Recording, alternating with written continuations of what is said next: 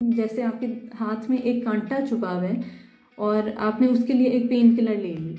वो जो फेयर होता है जो एक डेंटिस्ट की चेयर का होता है, उसके बारे में आप क्या कहना चाहते हैं? हम उसको कैसे ओवरकम कर सकते हैं? जो सबसे नुकसानदेह चीज़ है वो ये कि सिगरेट ओरल कैंसर में तो वो सारे दांतों को एक स्टेन दे देगी। क्योंकि माउथ वॉश एडिशन में कर सकते हैं लेकिन ये रिप्लेस नहीं कर सकता ब्रशिंग को। और विजिट का फ़ायदा ये होता है कि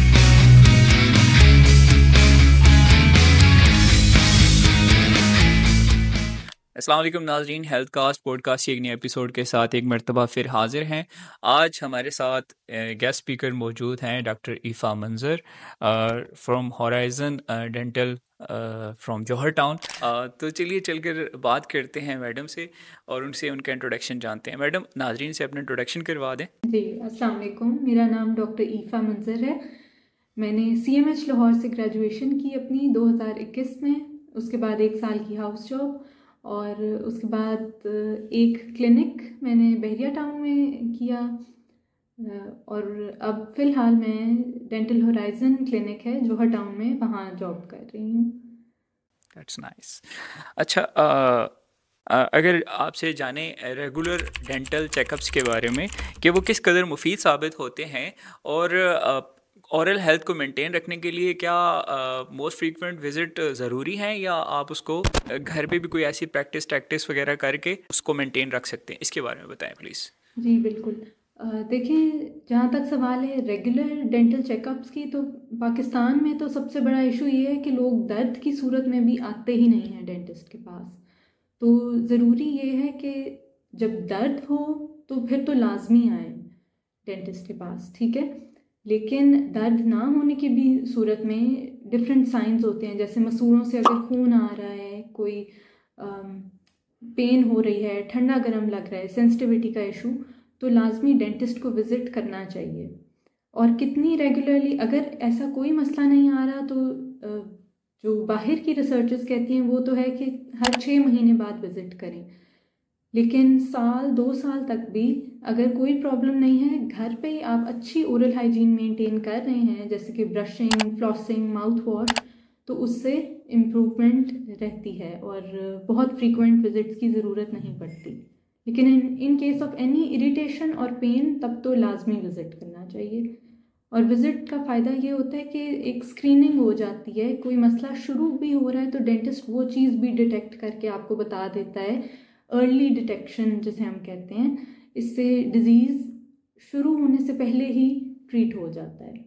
आम आवाम के लिए ये बताएं कि क्या डेंटिस्ट की फील्ड में, लाइक अगर हम बात करें दांतों के बारे में, तो क्या कोई ऐसी नई एडवांसमेंट, कोई नई टेक्नोलॉजी, कोई ऐसे नए टूल्स भी आए जैसे इलेक्ट्रिक ब्रश टाइप के, वो जो नई हैं जिद्दत आई है, उस हिसाब से बताएं कि किस हद तक जो है ना वो जो नई टेक्नोलॉजी आ रही है वो अडॉप्टेबल भी है या उस तरह से नहीं है? बिल्कुल है। देखिए, इलेक्ट्रिक टूथब्रश रिकमेंडेड होता है जिन लोगों में मैनुअल डेक्सटेरिटी, जो कि है कि हाथ से वो मुश्किल से कर पाते हैं ब्रशिंग, इफ़ेक्टिवली नहीं कर पाते, जैसे कि बहुत बूढ़े लोग हैं, या हमारे पास प्रैक्टिस में आते हैं डाउन सिंड्रोम के पेशेंट्स, या जो मेंटली चैलेंज्ड पेशेंट्स होते हैं, उनके लिए फिर ये बड़ा मुफीद होता है कि वो खुद जो मूवमेंट्स हाथ से नहीं कर पाते, वो इलेक्ट्रिक टूथब्रश उन्हें उसमें हेल्प करता है। और बाकी लोगों के लिए भी ये एक अच्छी एडवांसमेंट है, क्योंकि वो इलेक्ट्रिक टूथब्रश तो एक तरीके से काम कर ही रहा है, और साथ अगर हम भी उसे मसूड़ों और दांतों और ज़ुबान हर चीज़ की क्लीनिंग के लिए यूज़ करें, तो वो बेहतरीन तरीके से ओरल हाइजीन मेंटेन करने में हेल्प करता है। इसके अलावा एक और भी चीज़ है जो कि वाटर फ्लॉस के नाम से है। आजकल एक लेटेस्ट एडवांसमेंट ही है। और वाटर फ्लॉस स्केलिंग की तरह की ही चीज़ है, लेकिन माइल्ड लेवल पे। दांतों के दरमियान जो खाना फंस जाता है उसकी सफाई में हेल्प करती है, और ये घर पे बहुत आराम से अवेल कर सकते हैं लोग बेटर क्लीनिंग के लिए। सही। अच्छा, अगर हम बात करें लाइफस्टाइल की, वो किस हद तक असरअंदाज होते हैं आपकी ओरल हेल्थ के ऊपर? और इसके अलावा ये बताएं कि आपकी डाइट और न्यूट्रिशन वो किस तरह से असरअंदाज होती है आपकी ओरल हेल्थ के ऊपर? अच्छा, देखिए, दांत जो हैं वो एक किस्म की हड्डी है। तो जो चीज़ हमारी हड्डियों को मजबूत करने के लिए चाहिए होती है डाइट में, वही दांतों के लिए भी चाहिए, जिसमें दूध, अंडे, कैल्शियम और फॉस्फेट रिच जो भी डाइट है, डेयरी प्रोडक्ट्स, चीज़, दही, ये सब चीज़ें दांतों को मजबूत करती हैं। दांतों के जो आउटर सरफेस होती है, जिसे हम एनामल बोलते हैं, उसको रीमिनरलाइज करने में और रीबिल्ड करने में हेल्प करती है। तो एक मजबूती देती है दांत को। तो ये डेयरी प्रोडक्ट्स अपनी डाइट में अच्छे रखने चाहिए ताकि दांत मजबूत रहें। और दूसरा जो आपने पहला पार्ट था इस क्वेश्चन का कि क्या लाइफस्टाइल फैक्टर्स, तो लाइफस्टाइल फैक्टर्स में यही कि अपनी डाइट जो है उसको इस तरह मॉडिफाई रखना चाहिए कि शुगर्स की जो फ्रीक्वेंसी है डाइट में, जैसे एक बार आपने नाश्ता कर लिया, फिर उसके बाद कितनी फ्रीक्वेंसी से आप खा रहे हैं, फिर कुछ खाया, फिर कुछ खाया, इस तरह नहीं करना चाहिए। एक बार खा के ब्रश कर लिया, कुल्ली कर ली, फिर अगले मील के साथ ही शुगर्स ले लें, तो वो बेहतर है दांतों के लिए, बजाय इसके कि सारा दिन कुछ कुछ चुगते रहें। इससे दांतों हमारे मुंह के अंदर एक सेल्फ क्लीनिंग मैकेनिज्म होता है, जो कि थूक पैदा होती है, वो दांतों को साफ करने में हेल्प करती है। तो वो एक बार कर दे साफ, फिर हमें शुगर्स लेनी अवॉइड करनी चाहिए। लाइफस्टाइल में जिस तरह पूछा जाए सिगरेट नोशी का, जी, उसके बारे में भी नाज़रीन को बताएं, उसके क्या असरात होते हैं। सिगरेट नोशी हम सबको ही पता है कि बड़ी हार्मफुल चीज़ है। ये ना सिर्फ फेफड़े और दिल को नुकसान पहुंचाती है, बल्कि ओरल कैविटी पे भी बड़े इसके बुरे नुकसान होते हैं। ये एक सबसे पहले चीज़ तो ये स्टेनिंग करवाती है दांतों की। जो हमारे पास स्मोकिंग के पेशेंट्स आते हैं, उनके बड़े हैवी स्टेन्स, काले काले रंग के स्टेन्स हुए होते हैं। दूसरा ये कि मसूड़ों को भी काला करती है। तीसरी चीज़ ये कि सिगरेट से जो सबसे नुकसानदेह चीज़ है वो ये कि सिगरेट ओरल कैंसर में को डेवलप कराती है। और जो लोग सिगरेट पीते हैं वो 10 टाइम्स हायर रिस्क पे होते हैं टू डेवलप ओरल कैंसर बनिस्बत उन लोगों के जो कि नहीं पीते सिगरेट। तो इसलिए ये बड़ा नुकसानदेह है। और अक्सर केसेस में जो मैक्सिलोफेशियल सर्जन्स के पास जाते हैं पेशेंट्स ये ओरल कैंसर के बाद, वो पूरा पूरा जबड़ा कट करना पड़ता है, नीचे से, साइड से, पूरी फेस, ज़िंदगी बेचारों की ख़राब हो जाती है इसी वजह से। तो सिगरेट बहुत नुकसानदेह चीज़ है ओरल कैविटी के लिए। प्लस अगर जो स्मोकिंग पेशेंट्स आते हैं हमारे पास डेंटल प्रैक्टिस में कोई ट्रीटमेंट कराने के लिए, उनमें भी ये होता है कि एक तो ब्लीडिंग ज़्यादा होती है और दूसरा ज़ख्म भरने में भी टाइम लगता है। तो इस वजह से भी अवॉइड करनी चाहिए स्मोकिंग, बहुत नुकसानदेह चीज़ है। सही। डॉक्टर रीफ़ा मंजर, इस बारे में बताएं कि आप वालिदैन के लिए क्या एडवाइस देना चाहेंगी कि वो अर्ली स्टेज के ऊपर बच्चों में वो ओरल हैबिट को, जो कि एक अच्छी हेल्थ को मेंटेन रखने में मुफीद साबित हो सकती है, उसके बारे में बताएं कि वालिदैन किन एरियाज़ पर ज़्यादा काम करें अर्ली एज पे बच्चों की ओरल हेल्थ को मेंटेन रखने के लिए। हाँ जी, ये बड़ा अच्छा सवाल है। क्योंकि हमारे यहाँ यही कॉन्सेप्ट है कि जी दूध के दांत हैं तो कोई बात नहीं, कोई केयर नहीं करनी, और जब परमानेंट आएंगे तब देखी जाएगी। ऐसा नहीं है। जो दूध के दांत हैं वो परमानेंट दांतों की जगह एक मेंटेन करके रख रहे हैं हमारे जॉ में। और अगर इन दांतों को कोई नुकसान पहुंच जाए या जैसे कीड़ा लग जाए, ये निकालने पड़ जाएं, गिर जाएं, तो जो साथ वाले दांत होते हैं वो मूव करके उसकी जगह पे आ जाते हैं, जिसकी वजह से जो परमानेंट दांत होता है वो यहाँ अक्सर आगे निकल रहा होता है, पीछे निकल रहा होता है। तो आगे जाके ऑर्थोडोंटिक प्रॉब्लम्स, दांतों की अलाइनमेंट ख़राब होती है, दांत टेढ़े हो जाते हैं। तो इसी वजह से दांतों को, दूध के दांतों की भी केयर उतनी ही ज़रूरी है। पेरेंट्स को चाहिए कि बच्चों को ब्रशिंग की आदत बचपन से ही डालें। बच्चा जब 4-5 साल का हो जाए, उसे पता चल जाए चीज़ों का, तो रोज़ रात को अपने साथ खड़े होकर ब्रश करवाएं।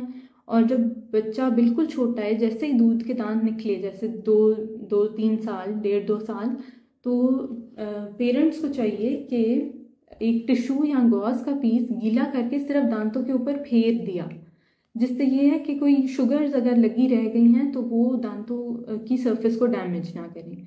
और जो माएँ करती हैं अक्सर कि रात को फीडर दे के बच्चे को सुला दिया, ये भी बड़ा नुकसानदेह है, क्योंकि जो दूध के अंदर नेचुरल शुगर्स होती हैं वो दांतों को अगेन डैमेज कर रही होती हैं। तो उसके बाद लाजमी ये गॉज़ के साथ साफ़ कर दिया या कुल्ली करवा दी बच्चे को, तो ओरल हाइजीन अच्छी रहेगी बच्चे की। सही। अच्छा, ये बताएं कि अ, आप देखें कि टेम्परेचर को मेजर करने के लिए आपके पास थर्मामीटर है और शुगर को भी इस तरह आपके पास इंस्ट्रूमेंट्स हैं। अब कौन से ऐसे साइंस एंड इंडिकेशंस हैं जब एक पेशेंट ये जानेगा कि वो नज़रअंदाज कर रहा है और ये सीरियस चीज़ है और उसको एक डेंटिस्ट के पास अपना विज़िट करवाना चाहिए। तो घर पर रहते हुए वो कौन सी अलामात हैं जिसको जिसको नज़रअंदाज नहीं करना चाहिए, एक डेंटिस्ट के पास एक पेशेंट को फौरी तौर पर जाना चाहिए? इसमें वही अलामात जिनका मैंने पहले ज़िक्र किया कि जैसे दर्द हो रही है, मसूड़ों से खून आना और ठंडा गर्म लगना, ये तो सिम्टम्स हैं, ठीक है, साइंस एंड सिम्टम्स। इसके अलावा अगर पेशेंट जो कि अफोर्ड कर सकते हैं, जो चेक करना चाहते हैं कि मुझे मेरे मुंह में कितना प्लाक है, ओरल हेल्थ कितनी अच्छी है, तो आजकल मार्केट में मिलती हैं एक प्लाक इंडिकेटिंग टैबलेट्स। वो एक गोली होती है, उसको आप मुंह में रखें, ऐसे कुल्ली करें एक बार और थूक दें, तो वो सारे दांतों को एक स्टेन दे देगी। फिर उसके बाद आप एक बार कुल्ली करें मज़ीद, तो सिर्फ जिन दांतों पर प्लाक लगा हुआ है, जिस जिस जगह कैलकुलस है या प्लाक है, वो उस एरिया को प्रॉपर स्टेन करके बता देगी कि ये जगह हैं जिन पे नुकसान हो रहा है। तो ये बड़ा अच्छा इंडिकेटर है पेशेंट्स के लिए, घर पे डिटेक्ट करने के लिए कि कितना डैमेज है मुंह में, कितने बैक्टीरिया हैं, और वो एक अच्छा बता सकते हैं पेशेंट को कि क्या कितनी मेंटेन करनी ज़रूरी है ओरल हाइजीन। ये बच्चों को भी सिखाने के लिए कि ये देखो आपके मुंह में क्या हो रहा है और क्या आपको साफ़ करना है, बड़ा हेल्प करता है बच्चों को सिखाने में भी। सही। ईफ़ा मंज़र, अगर हम बात करें ख़तरात के बारे में, तो आप ये बताएं कि अगर हम सस्ते इलाज के चक्कर में हम उन अताई डॉक्टरों के पास जाते हैं, क्योंकि हमारा यही होता है कि क्योंकि दांत निकालना है तो डॉक्टर भी निकालेगा, तो अताई ने भी निकालना है, तो बचाने के चक्कर में एक रिस्क फैक्टर आप क्या समझती हैं कि वो क्या ख़तरात हो सकते हैं कि अगर आप किसी एक अताई से अपने उस दांत को निकलवाते हैं बजाय डेंटिस्ट के, वो उसके बारे में तफसील से बता दीजिए। हाँ जी, यहाँ ये पाकिस्तान में बड़ा मेजर इशू है कि क्वैक्स जिसे हम कहते हैं, ताई या क्वैक्स, उनके पास लोग चले जाते हैं कि वो सस्ता काम कर देते हैं। लेकिन इसकी एक मिसाल मेरे पास हाउस जॉब में आई थी, जब एक बूढ़े से अंकल थे और उनको एक डेंचर, उनके नीचे वाले दांत हिल रहे थे, जिन्हें फिक्स करने के लिए उस क्वैक ने एक किस्म का डेंचर, फिक्स डेंचर बना दिया उन्हें।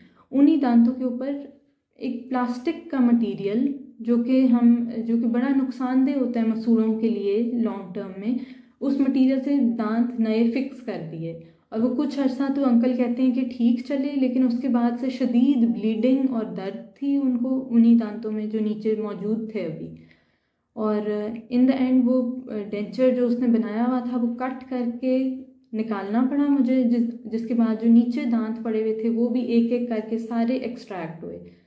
तो वो 2 दांतों को स्टेबलाइज करने के चक्कर में उस बंदे ने उनके नीचे के सब दांत ज़ाया कराए। तो ये इस किस्म के नुकसानात होते हैं जो कि एक प्रॉपर डेंटिस्ट को अगर दिखाया जाए तो वो एक ट्रीटमेंट प्लान बना के, जो कि उस वक्त शायद थोड़ा सा एक्सपेंसिव हो लेकिन बाद की तकलीफ से ज़रूर बचा देता है।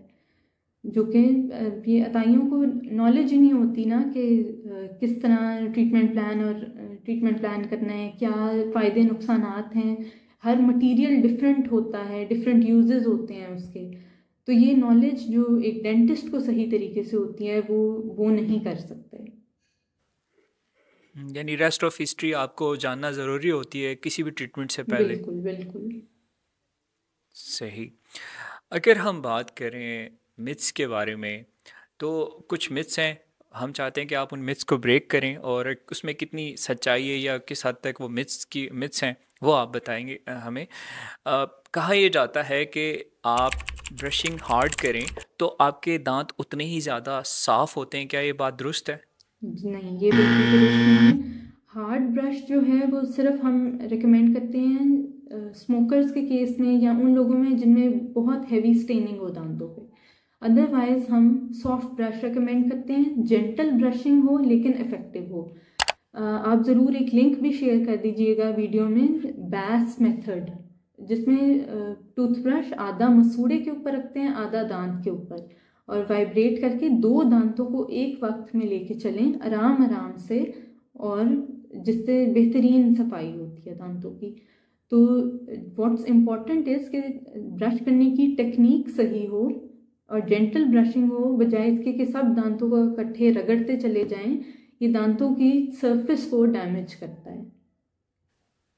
सही। हम नेक्स्ट मिथ की तरफ चलेंगे। जी बिल्कुल। ये कहा जाता है, जी जी, ये कहा जाता है कि माउथ वॉश रिप्लेस करता है आपके टूथ ब्रशिंग को और फ्लॉसिंग को, कि ये किस हद तक दुरुस्त है? ये बिल्कुल दुरुस्त नहीं है। जैसे मैंने बताया कि ब्रश करने का एक ख़ास तरीका होता है। ये दांतों के दरमियान जो स्पेसेस हैं उनको भी साफ़ करता है, और मसूड़ों और दांतों के दरमियान जो गैप है उसको भी क्लीन करता है। और यही जगह हैं जहाँ से कीड़ा लगना सबसे ज़्यादा स्टार्ट होता है। तो इन एरियाज़ की सफाई जो इफ़ेक्टिवली टूथ ब्रशिंग और फ्लॉस के ज़रिए हो सकती है, वो माउथ वॉश के इस्तेमाल से सिर्फ नहीं हो सकती। तो इसलिए माउथ वॉश एडिशन में कर सकते हैं, लेकिन ये रिप्लेस नहीं कर सकता ब्रशिंग को। सही। नेक्स्ट मिथ की तरफ चलते हैं। कहा यह जाता है कि डॉक्टर आपको एक दफ़ा अगर आपके दांत के दर्द के लिए अगर तजवीज़ करता है पेन किलर, तो नेक्स्ट टाइम भी आप उसी एक्टिविटी को आगे कंटिन्यू रखते हैं, यानी जब भी आपको पेन रिलीफ चाहिए तो आपने उसका एक फट सोल्यूशन ही है कि आप पेन किलर ले लो, वो उसको आगे कंटिन्यू रखते हैं और उसका कोई नुकसान नहीं है। क्या ये बात दुरुस्त है? नहीं जी, ये देखिए, पेन किलर्स जो ओवर द काउंटर मिल जाती हैं, जैसे पैनाडॉल है या पॉन्स्टॉन है, इस किस्म की अगर वक्ती तौर पर ले लें तो आराम तो आ जाता है।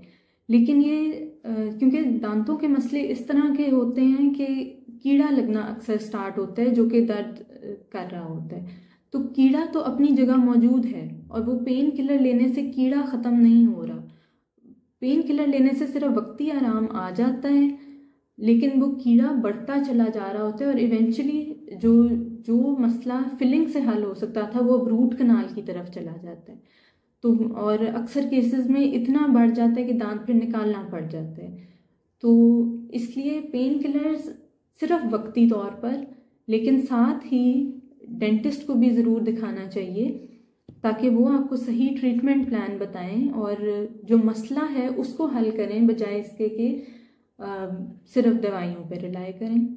और मैं अपने पेशेंट्स को एक मिसाल भी देती होती हूँ कि समझें जैसे आपके हाथ में एक कांटा छुपा हुआ है और आपने उसके लिए एक पेन किलर ले ली, तो पेन किलर वक्ती आराम तो दे देगी, लेकिन वो कांटा तो अभी भी अपनी जगह मौजूद है, तो उसको जब तक निकालेंगे नहीं तब तक आराम नहीं आएगा। यही मिसाल दांतों के दर्द की है।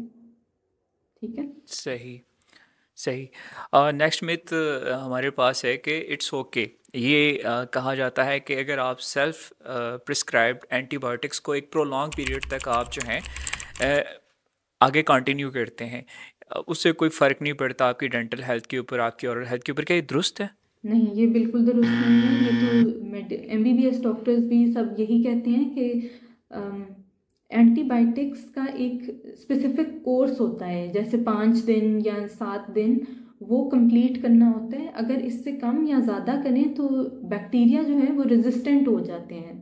अगली बार आपको वो बीमारी हो और आप एंटीबायोटिक लें तो वो असर ही नहीं करती उस स्पेसिफिक बैक्टीरिया पे। तो इसलिए एंटीबायोटिक कभी भी खुद प्रिस्क्राइब नहीं करनी चाहिए। और डेंटिस्ट्री में तो ख़ास तौर पे मना की जाती है अब कि बिला वजह लेने की ज़रूरत ही नहीं है, क्योंकि अगर दांत निकाल दिया तो उसके बाद इन्फेक्शन खुद ही ख़त्म हो जाएगा, अनलेस कोई हार्ट प्रॉब्लम है, हार्ट पेशेंट्स हैं या स्टंट लगे हुए हैं उनको। उस केसेस में, कुछ केसेस में सिर्फ हम एंटीबायोटिक्स देते हैं, हर केस में ज़रूरत भी नहीं होती। सही। अगर बात की जाए डेंटल चेकअप्स के बारे में, तो एक मिथ ये भी है कि अगर आपको कोई असरात नहीं नज़र आ रहे और आपके दांत, आपको लगता है कि एक लॉन्ग पीरियड तक आप बिल्कुल सेहतमंद है, आपको ज़रूरत ही नहीं, आप 20 30 40 की एज में चले गए, तो कोई ज़रूरत नहीं है डेंटिस्ट के पास चेकअप कराने की। जब आप घर पे सारी मतलब आपको लगता है कोई असरात नहीं है आपको इस तरह के, आपको एक डॉक्टर के पास विज़िट करने के लिए जाना चाहिए। क्या ये चीज़ सही है, या हमें एक दफ़ा कम अज़ कम अपने डॉक्टर के साथ अपने मॉलिज से रुजू करना चाहिए अपने दांतों के ये मतलब? बिल्कुल सही है। एक एक बार कम से कम अपने डॉक्टर से रब्ता ज़रूर करना चाहिए, क्योंकि अक्सर पेशेंट्स अभी भी आते हैं कि जी 50s की एज में, 60s की एज में, कि मैं तो कभी आया ही नहीं डेंटिस्ट के पास और मेरी तो ब्रशिंग बहुत अच्छी है, ठीक है, और कभी स्केलिंग भी नहीं करवाई, लेकिन कड़ेड़ा जमा होता है नेचुरली वो। हम इतनी अच्छी हाइजीन मेंटेन नहीं कर पाते कि दांतों की परफेक्ट सफाई हो सके, कोई भी नहीं कर सकता। तो इसलिए साल में 2 साल में एक बार दांतों की सफाई के लिए ही आ जाएं, या सिर्फ चेकअप कराने के लिए। तो कोई कीड़ा जो लगना शुरू हो रहा है अगर, या मसूड़ों की प्रॉब्लम अगर शुरू हो रही है, तो वो इनिशियल स्टेजेस पे डिटेक्ट हो जाए और वो मसला बढ़ने से पहले ही रुक जाता है। सही। अगर ट्रीटमेंट ऑप्शन की बात करें, एक मिथ ये भी है कि अगर आपके कोई इतना हाईलाइटेड इशू नहीं है तो चीपर ऑप्शन की तरफ आप किसी अताई के पास भी जाके अपना वो इलाज मुआवजा करवा सकते हैं, जो कि आप समझते हैं कि एक इतनी ज़रूरत नहीं है डेंटिस्ट के पास जाने की, सस्ते के चक्कर में आप सेम क्वालिटी ऑफ सर्विस आपको मिलती है एक अताई से। क्या ये बात दुरुस्त है? नहीं, बिल्कुल नहीं। एक एग्जांपल तो मैंने आपको पहले अभी इंटरव्यू में बताई है, और दूसरी मिसाल ये भी कि उनके पास स्टेरिलाइज्ड इक्विपमेंट्स नहीं होते, सफाई का बिल्कुल ख्याल नहीं रखा जाता, तो हेपेटाइटिस बी, सी, एड्स, इस किस्म की जितनी भी ब्लड से स्प्रेड होती हैं बीमारियां, उनके स्प्रेड होने के चांसेस भी बहुत ज़्यादा होते हैं। तो बिल्कुल भी अताइयों के पास नहीं जाना चाहिए, और किसी क्वालिफाइड डेंटिस्ट के पास, डिग्री जिनके पास हो, उन्हीं के पास जाया जाए। सही। डॉक्टर रीफ़ा ये बताएं कि अगर अक्ल दाढ़ की बात की जाए, और अक्ल दाढ़ जो है आपको अर्ली स्टेज के ऊपर आपको कोई इशू नहीं क्रिएट कर रही, जी, मतलब आगे भी चलकर वो आपके लिए दर्द का सबब नहीं बनेगी, क्या ये दुरुस्त है, या अक्ल दाढ़ को हमको अर्ली स्टेज के ऊपर वो निकलवा देना चाहिए? लेकिन ये केस टू केस वेरी करता है। अकल दाढ़ की पोजीशन इस तरह की होती है, अगर तो वो सीधी है और मसूड़े अगले दांतों के लेवल पे है और कोई नुकसान नहीं दे रही, तो उसको रहने दिया जाए। लेकिन अगर तो वो टेढ़ी है, इस तरह पड़ी हुई है या ऐसे पड़ी हुई है, तो उसके दरमियान खाना फंसने के चांसेस बहुत ज़्यादा हो जाते हैं। तो वो ना सिर्फ अकल दाढ़ डैमेज होती है, बल्कि उसके साथ वाला जो परमानेंट दांत जो खाने पीने में भी यूज़ हो रहा है, जो ज़रूरी है हमारी ओरल कैविटी में, वो डैमेज होता है। तो अगर ऐसा कोई केस बन रहा है, तो जितना अर्ली निकाल दिया जाए अकल दाढ़ को, उतना बेहतर होता है। क्योंकि जैसे जैसे हम बड़े होते जाते हैं, एज के साथ हमारी हड्डी भी और मजबूत और डेंस होती जाती है। तो इसलिए अर्ली निकाल दी जाए तो फ़ायदा है। लेकिन अगर ना निकलवाई जाए और फिल वक्त कोई तंग नहीं कर रही अकल दाढ़, तो उसको रखने में भी कोई नुकसान नहीं है। लेकिन ये लाजमी डेंटिस्ट को दिखा कर ही दांत के मुताबिक वो फैसला करेंगे। सही। एक लास्ट मिथ जो सुनने में आता है कि अगर आप मुंह की बदबू को ख़त्म करना चाहते हैं, तो उसके लिए कि आप छालियाँ, गुटखा, ऐसी चीज़ें वगैरह खाते हैं, तो क्या वो वक्ती तौर पर या उसका कोई डेंटल ओरल हेल्थ के ऊपर कोई असर होता है, जो हम बदबू को दूर करने के लिए जो जी इसके बारे में बताएं हाँ प्लीज़। जी, ये बड़ी नुकसानदेह चीज़ है। जिस तरह सिगरेट नुकसानदेह है ना, उसी तरह गुटखा, छालिया, पान, इस किस्म की चीज़ें भी ओरल कैंसर करवाती हैं। तो ये बड़ी नुकसानदेह हैं। ये सबसे पहले तो फाइब्रस टिश्यू मुंह के अंदर बनाना शुरू कर देती हैं, जिससे मुंह खुलना बड़ा कम हो जाता है, खाने पीने में तकलीफ शुरू हो जाती है, और इवेंचुअली वो वही चीज़ ओरल कैंसर में भी डेवलप हो सकती है। जिससे, जैसे मैंने बताया कि आधे आधे जॉ की सर्जरी, पूरा जबड़ा काटना पड़ जाता है, वो मेटल के फिर नए स्क्रूज लगाते हैं, जिससे पेशेंट की ज़िंदगी बहुत हद तक अफेक्ट होती है। तो अगर ये लॉन्ग टर्म की जाए तो बड़ा नुकसानदेह है। सही। अपने क्लोजिंग सेशन की तरफ बढ़ते हैं और आम आवाम के लिए आपका एक स्पेशल मैसेज जो है वो हम जानना चाहेंगे। तो आम आवाम के लिए आप क्या मैसेज कन्वे करना चाहती हैं प्लीज़? जी, आम आवाम के लिए बस यही मैसेज है कि अपने दांतों का ख़याल रखें। ब्रशिंग, फ्लॉसिंग, माउथ वॉश, ये सब चीज़ें दांतों की सफाई मेंटेन करने के लिए होती हैं, तो इनको ज़रूर इस्तेमाल करें। ब्रशिंग सही तरीके से करें, ना कि रगड़ रगड़ के दांतों को घिस दें बिल्कुल। और डेंटिस्ट को लाजमी एक बार साल में एक बार, 2 साल में एक बार चेक करा दिया करें, जिससे बहुत बड़े बड़े मसाइल होने से आपके दांत गिरने से बच जाते हैं। तो डेंटिस्ट आपका दोस्त ही है, आपके दांतों को बचाने में आपकी मदद करेंगे। तो इसलिए ज़रूर फ़ायदा भी उठाएं और अपने दांतों की ज़िम्मेदारी खुद लें, खुद ख्याल रखें उनका। Thank you so much, thank you so much. Last में आप बस वो एक चीज़ मैं जो चाह रहा हूँ आप ऐड कर दें, वो जो फेयर होता है जो एक डेंटिस्ट की चेयर का होता है, उसके बारे में आप क्या कहना चाहते हैं? हम उसको कैसे ओवरकम कर सकते हैं? उसको ओवरकम ऐसे ही कि एक तो डेंटिस्ट की तरफ से होता है ज़्यादा कि डेंटिस्ट फ्रेंडली हो, इन्वायरमेंट अच्छा क्रिएट हुआ हो। और दूसरा ये कि जब आप एक बार जाते हैं, एक बार अच्छा एक्सपीरियंस हो जाए तो फिर डर खुद ही निकल जाता है। लेकिन ये आहिस्ता आहिस्ता ही, छोटी एज से अगर बच्चों को लेके जाना शुरू करें एक फ्रेंडली विजिट के लिए, कि हम सिर्फ मिलने जा रहे हैं, सिर्फ दांतों की क्लीनिंग के लिए जा रहे हैं, तो बच्चे का डर शुरू से ही ख़त्म होता है और वो सारी ज़िंदगी चलता नहीं है। लेकिन दांतों का ये जो फियर है, डेंटिस्ट का फियर, ये बड़ा जेन्युइन है। और ये वक्त के साथ ही आहिस्ता आहिस्ता और अच्छी कम्युनिकेशन से ही ये फियर निकलता है। सही सही, थैंक यू सो मच। आज आपने अपना कीमती वक्त दिया और बहुत सारे मिथ्स आपने ब्रेक किए और आम आवाम तक जो आपका मैसेज कन्वे हुआ, उम्मीद करते हैं मुफीद साबित होगा। बिल्कुल। Thank you so much doctor. आपका और आपकी जी टीम जी। का भी बहुत बहुत शुक्रिया कि आपने मुझे ये अपॉर्चुनिटी दी कि मैं अपना ये ओरल अवेयरनेस का पैगाम पहुंचा सकूं लोगों तक। तो आप लोग बहुत अच्छा काम कर रहे हैं और इसे ऐसे ही जारी रखें। बहुत शुक्रिया थैंक यू, आपका। Pleasure pleasure. So nice of you, बहुत शुक्रिया। जी नाज़रीन, ये थी हमारे साथ डॉक्टर ईफ़ा मंज़र। उम्मीद करते हैं आज का प्रोग्राम आपके लिए बहुत ही मददगार साबित होगा आपकी ओरल हेल्थ को मेंटेन रखने के लिए। नेक्स्ट एपिसोड के साथ फिर हाज़िर होंगे, तब तक अपना ख्याल रखिएगा। अल्लाह हाफिज़, बहुत शुक्रिया।